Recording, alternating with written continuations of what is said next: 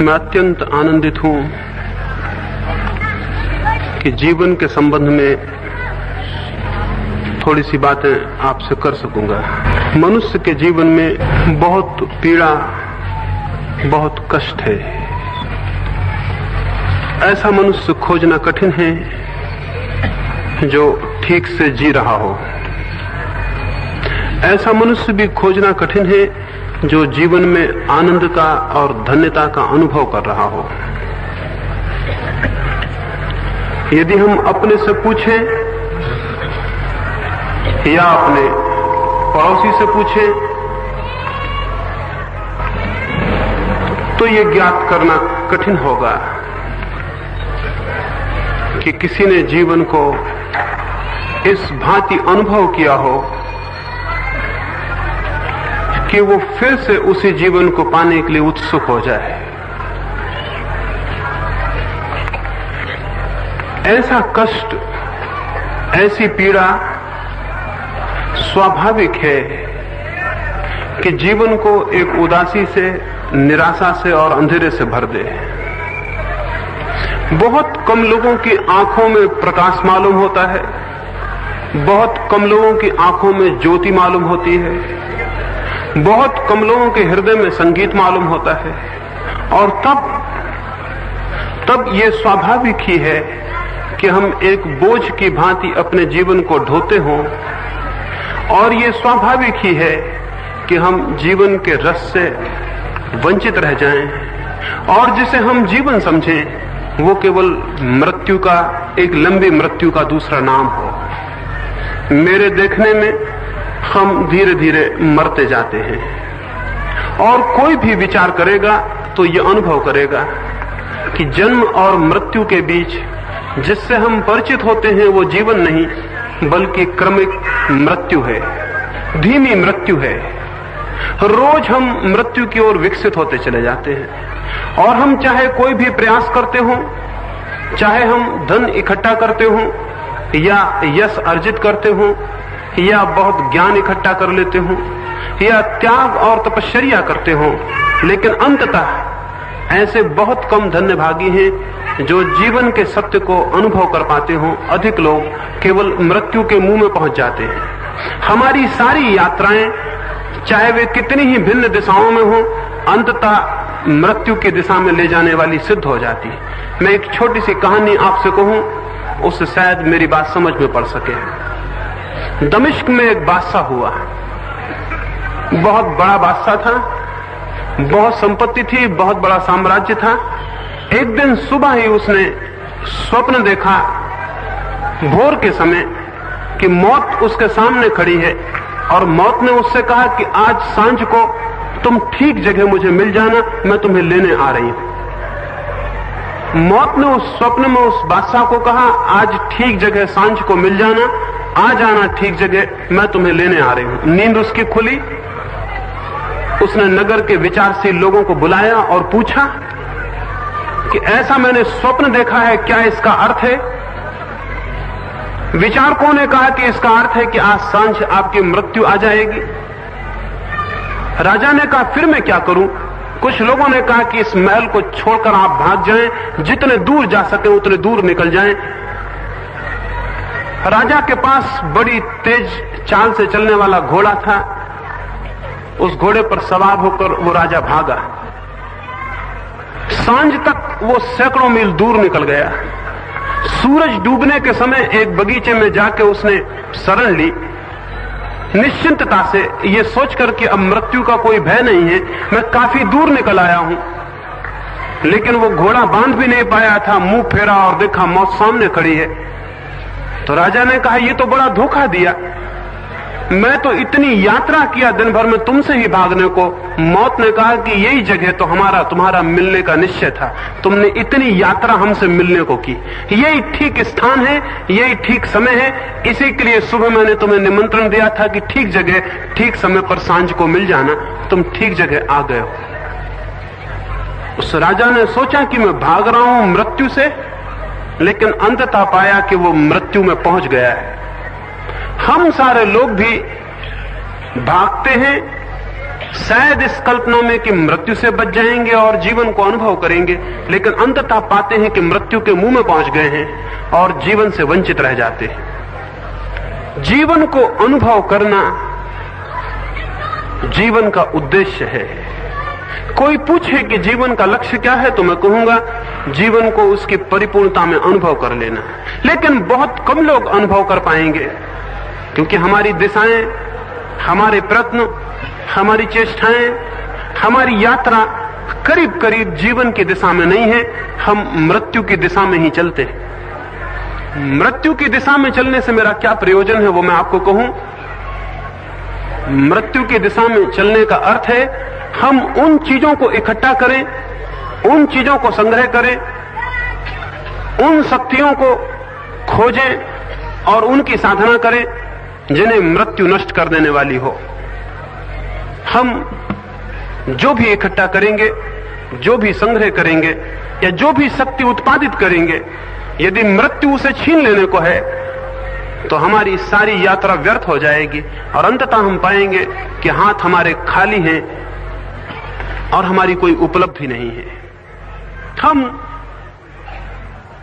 जीवन में शरीर के लिए जो भी खोजते हैं, इकट्ठा करते हैं, वो शरीर के साथ ही समाप्त हो जाएगा। ये हमने बहुत बार सुना है।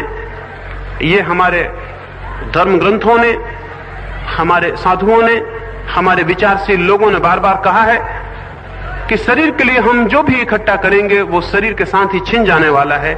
लेकिन फिर भी शरीर के अतिरिक्त और किसके लिए हम खोजें, किसके लिए प्रयास करें, उसका भी हमें दर्शन नहीं हो पाता। इसलिए ये बात केवल विचार हो के मन में रह जाती है, लेकिन जीवन में कोई क्रांति नहीं बन पाती, कोई आंदोलन हमारे हृदय में पैदा नहीं हो पाता।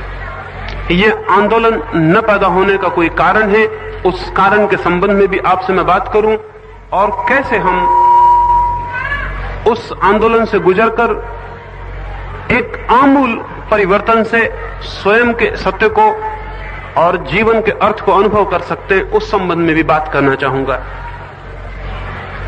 हम सारे लोग कष्ट को तो अनुभव कर पाते हैं, लेकिन दुख को अनुभव नहीं कर पाते।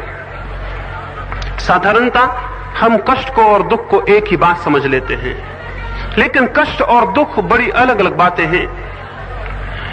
कष्ट के अनुभव का अर्थ है किसी अभाव का अनुभव, भोजन न हो, वस्त्र न हो, बीमारी हो या और कोई बात हो, तो जीवन में कष्ट का अनुभव होता है।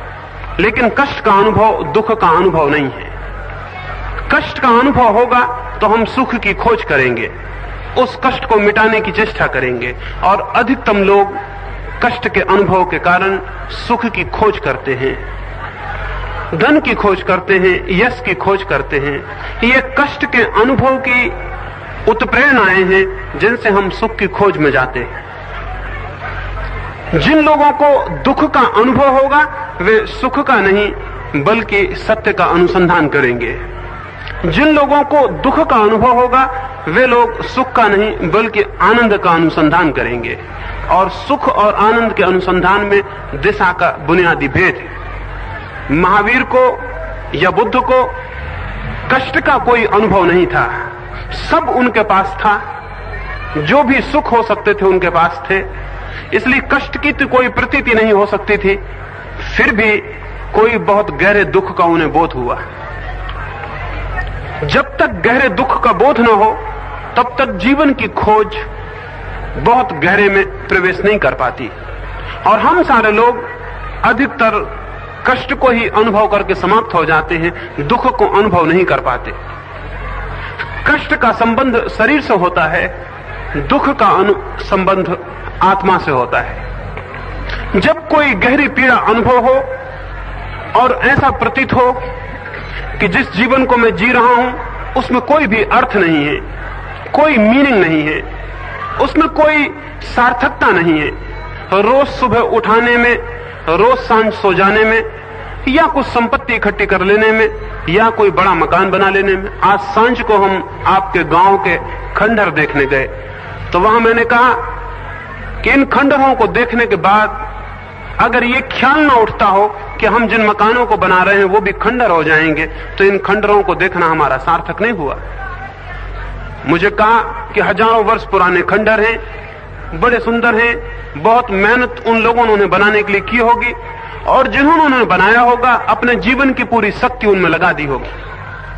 अपने जीवन की पूरी शक्ति को लगाकर उन्होंने उन भवनों को, उन पत्थरों को खोदा होगा और बनाया हो।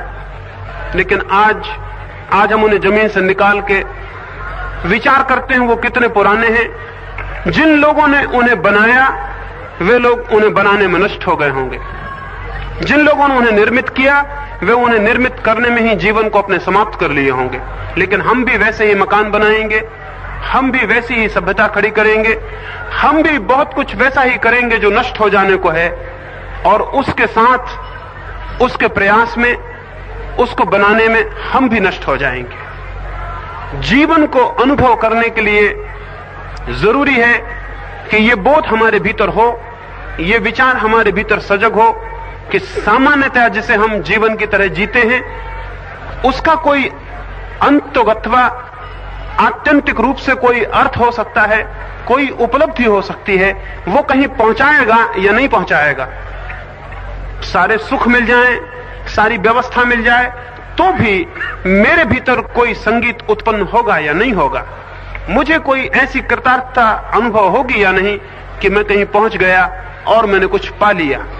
और अगर मृत्यु भी मेरे द्वार पर खड़ी हो जाए तो भी मेरे भीतर एक संपदा होगी जो मृत्यु भी छीन नहीं सकेगी। जब तक ऐसी संपदा का अनुभव न हो जिसे मृत्यु भी छीनने में असमर्थ है, तब तक जानना चाहिए कि हमने जीवन व्यर्थ खोया। हमने जीवन के भीतर से कोई सार, कोई अनुभव, कोई उपलब्धि हम प्राप्त नहीं कर सके। सिकंदर यहां भारत आया और जब वो यहां से भारत से वापस लौटता था तो उसे एक बात याद आई। जब वो यूनान से हिंदुस्तान की तरफ यात्रा पर आया था तो कुछ मित्रों ने उसे कहा था कि भारत से एक सन्यासी को लेते आना। भारत से जाते समय बहुत सी संपत्ति लूट कर वो ले जा रहा था। उसने सोचा एक सन्यासी भी ले चले, यूनान में लोग देखना चाहेंगे और प्रसन्न होंगे देखकर।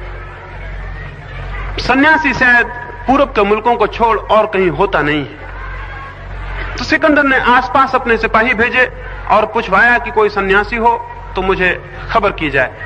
गांव के बाहर 30 वर्षों से एक वृद्ध सन्यासी नदी के किनारे निवास करता था। लोगों ने कहा वहां एक सन्यासी है लेकिन उसे ले जाना कठिन। सिकंदर ने कहा जिस आदमी को कुछ भी कठिन ना रहा हो और जिसने कभी किसी चीज को असंभव न माना हो, उसके लिए एक फकीर को ले जाना कठिन है, ये कैसी बात है। उसने अपने सिपाही भेजे और उस सन्यासी से कहलवाया कि सिपाहियों के पीछे आ जाओ वरना ठीक नहीं होगा। सिपाहियों ने जाके सन्यासी को कहा कि महान सिकंदर की आज्ञा है कि आप हमारे साथ यूनान चलें। वो सन्यासी हंसने लगा और उसने कहा कि मैं जिस दिन सन्यासी हुआ उसी दिन मैंने अपने सिवाय और सबकी आज्ञाएं मानना बंद कर दिया। सिपाहियों ने कहा ये नंगी तलवारें देखते हैं, इसका एक ही परिणाम हो सकता है कि आपकी हत्या कर दी जाए। उस सन्यासी ने कहा अब मेरे पास ऐसा कुछ भी नहीं है जो हत्या से छीन सकेगा, और जो मेरे पास है उसे कोई मृत्यु मुझसे छीनने में असमर्थ है। तो तुम जाओ और सिकंदर को कहो कि अब तक तुम जिन पहाड़ों के सामने खड़े हुए होगे उनको पार किया जा सकता था, आज एक ऐसे आदमी के सामने खड़े हो जिसे मार के कुछ भी नहीं छीना जा सकता और जिसके मार के कोई संपत्ति जिसकी नुकसान नहीं पहुंचाई जा सकती, कोई ऐसी संपदा भी है जो तलवार से नष्ट नहीं होती। सिकंदर खुद उससे मिलने गया और उसने कहा कि ये बातचीत मत करो, ज्ञान की बातचीत का मेरे सामने कोई अर्थ नहीं है। हम तो एक ही तलवार की भाषा जानते हैं, या तो राजी हो जाओ या मरने को राजी हो जाओ। उस सन्यासी ने कहा बेहतर है कि आप अपनी तलवार उठा लें और जो आप करना चाहते हैं करें। जिस भांति आप देखेंगे कि आपने मुझे मारा उसी भांति मैं भी देखूंगा कि मुझे मारा गया। उस सन्यासी ने कहा जिस भांति आप देखेंगे कि शरीर से सिर अलग हो गया उसी भांति मैं भी देखूंगा कि शरीर से सिर अलग हो गया, क्योंकि मैं शरीर से पृथक और अलग हूं। सिकंदर अपनी तलवार को वापस रख लिया और लौट गया और बाद में उसने अपने मित्रों को कहा फकीरों को लाया जा सकता था बहुत से लाए जा सकते थे, लेकिन जो सच में सन्यासी था उसे लाना कठिन था, क्योंकि उसे भय दिलाना कठिन था। जो मनुष्य भयभीत है, जानना चाहिए उसे अभी जीवन का कोई पता नहीं चला, क्योंकि जिसे जीवन का पता चलेगा अनिवार्य रूपेण उसके भीतर भय विलीन हो जाएगा, वो अभय को, फियरलेसनेस को उपलब्ध होगा। जो आदमी भयभीत है उसने अभी केवल अपने शरीर को जाना है और शरीर की मृत्यु निश्चित है, इसलिए भीतर भय अनिवार्य है। जब तक हम ये अनुभव करेंगे कि हम शरीर हैं और ये अनुभव करेंगे कि शरीर की मृत्यु है, तब तक बहुत स्वाभाविक है कि भीतर एक भय 24 घंटे जाने अनजाने हमारे भीतर उपस्थित रहे, और वो भय यदि बना रहे तो उसके परिणाम में चिंता होगी, पीड़ा होगी, बेचैनी होगी, मानसिक तनाव होगा, और किसी तरह की शांति और किसी तरह का संगीत संभव नहीं रह जाएगा। यही कारण है कि जमीन पर अरबों लोग हैं, लेकिन शांति को और संगीत को उपलब्ध लोग खोजने कठिन हो गए। उनके भीतर एक भय है, हम सारे लोगों के भीतर एक भय है। अगर हम भीतर झांकेंगे तो हमें ज्ञात होगा हम सब भयभीत हैं, सब कप रहे हैं। किरकेगार्ड ने एक किताब लिखी है और किताब का नाम रखा है ट्रेम्बलिंग। किताब का नाम रखा है कपना और घबराना। और उसने लिखा कि हर आदमी अगर अपने भीतर झांक के देखेगा तो कप रहा है और घबरा रहा है, और इसी वजह से हम अपने भीतर देखना पसंद भी नहीं करते। हम पसंद करते हैं बाहर उलझे रहें।